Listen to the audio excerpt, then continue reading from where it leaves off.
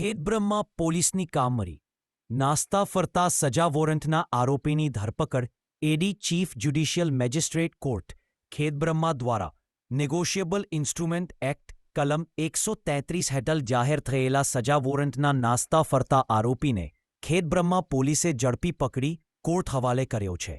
ગાંધીનગર વિભાગના નાયબ police મહાનિરીક્ષક Virendrasinh Yadav IPS તથા સાબરકાંઠાના પોલીસ અધિક્ષક ડોક્ટર પાર્થરાજસિંહ ગોહિલ આઈપીએસના માર્ગદર્શન હેઠળ જિમલા પેરોલ જમ્પ તથા વોરંટ ધરાવતા આરોપીઓને ઝડપી પાડવા વિશેષ ઝુંબેશ હાથ ધરવામાં આવી છે.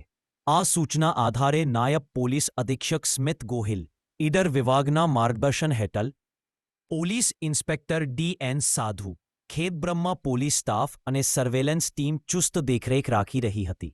તે દરમિયાન સર્વેલન્સ ટીમના અપોકો પ્રદીપસિંહને બાતમી મળતા આરોપી ભરતભાઈ હસમુખભાઈ રાવલ રહે કૃષ્ણ સ્વીટ માર્ટ પાસે ખેડબ્રહ્મા છેલ્લા 5 મહિનાથી નાસ્તા ફરતો હોવાની જાણકારી મળી. બાતમીના આધારે ખેડબ્રહ્મા એચપી પેટ્રોલ પંપ પાસેથી આરોપીને ઝડપી લેવામાં આવ્યો. ખેડબ્રહ્મા પોલીસ દ્વારા આરોપીને કાયદેસર પગલાં બાદ કોર્ટ સમક્ષ રજૂ કરી જેલ હવાલે કરવામાં આવ્યો છે.